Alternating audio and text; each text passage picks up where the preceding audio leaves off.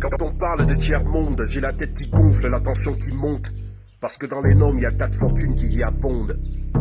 Mais à chaque seconde, plus d'un monde tombe, plus d'un homme succombe.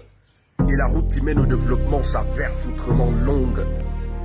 Comment avancer quand dans les caisses de l'État, les mains se trempent?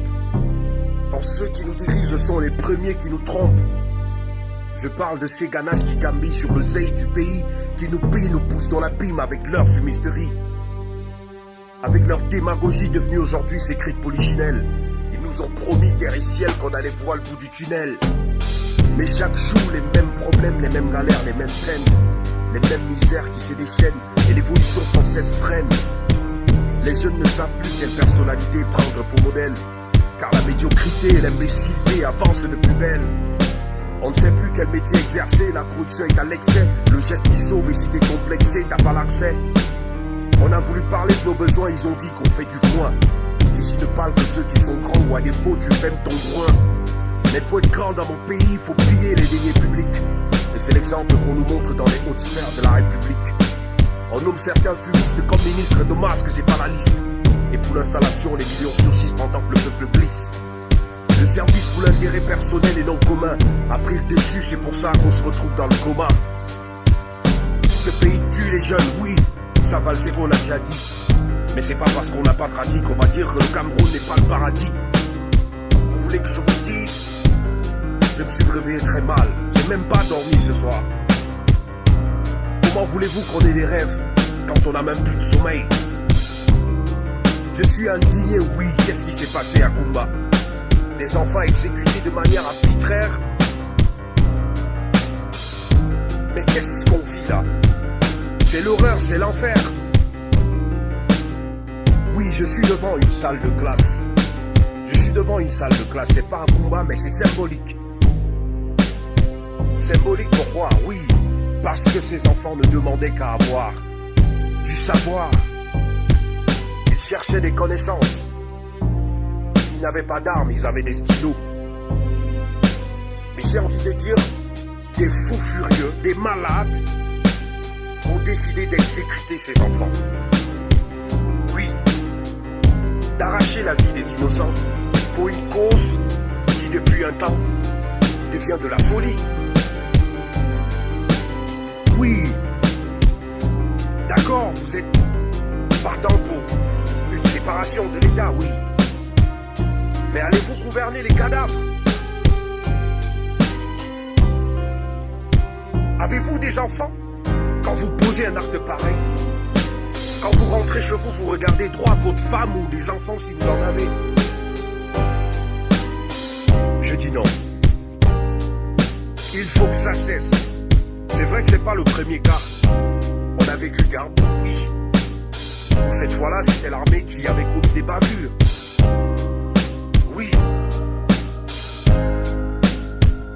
À l'extrême nord, au Cameroun, on a vu certains soldats, oui, tirer sur des femmes et des enfants, des personnes sans défense. Ou dans la lutte contre Boko Haram, il y a des personnes qui sont aussi interpellées de manière arbitraire, des exécutions extra, sans procédure judiciaire.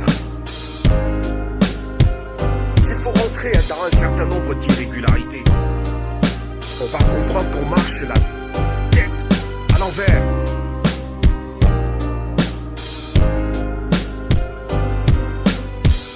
Oui, c'est vrai, on a aussi des frères, des soldats qui ont perdu la vie pour défendre la patrie. On va pas oublier cela, qu'ils reposent en paix. Mais après, pourquoi est-ce que on va se retrouver dans des situations aussi compliquées, aussi désastreuses? C'est la honte pour toute l'humanité.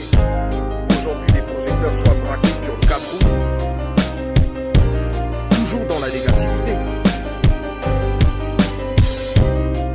Mais qu'est-ce qu'il faut pour que cela s'arrête? Déposer les armes. On se tue entre frères, c'est la vérité. Que ce soit l'armée, que ce soit les miliciens. Y a-t-il pas un autre moyen pour arrêter cette fichue guerre? Pourquoi ce sont les civils qui doivent payer le prix? Pourquoi? Les photos circulent, les images circulent sur les réseaux sociaux, c'est pas des fakes cette fois-ci. Qu'allons-nous faire? Je suis à l'ouest en ce moment où j'ai enterré une sœur, c'était hier. J'ai vu le chagrin de sa maman, parce que ça fait moins de 2 ans, et elle perd 2 enfants.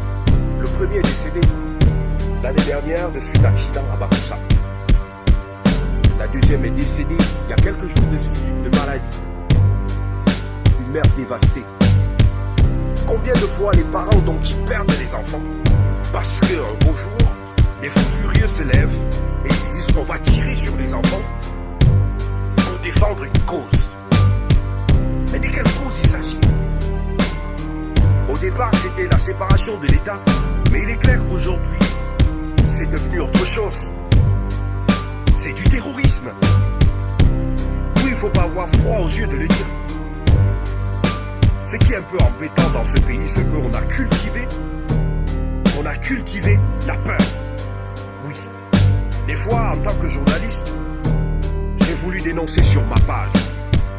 Vous, certains internautes, vous êtes les premiers à me rappeler: ah, tu veux perdre ton travail?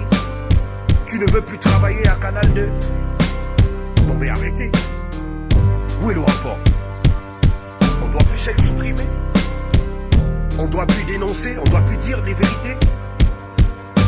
Il faut que cela cesse. Je sais que je ne pourrai pas changer le système. Je sais que peut-être je serai pris pour un autre con qui délire. Mais rassurez-vous, quand je regarde mes enfants, quand je regarde d'autres enfants dans ma famille, je me dis c'est une honte l'héritage qu'on est en train de vouloir léguer à ces enfants. La haine sur les réseaux sociaux, le tribalisme, les injures à tout vent. Je sais que des commentaires vont suivre après peut-être cette vidéo, mais lui il se prend la tête, il se prend pour qui? Mais le plus important c'est de dire ce qu'on pense, si ça peut changer. Je ne sais pas ce qu'il faut faire, mais il faut dénoncer. Dans un pays où n'importe quelle marche, surtout quand on dit qu'elle est pacifique, ce sont les autorités qui décident si elle est pacifique ou pas. On a bien envie de marcher pour dire non.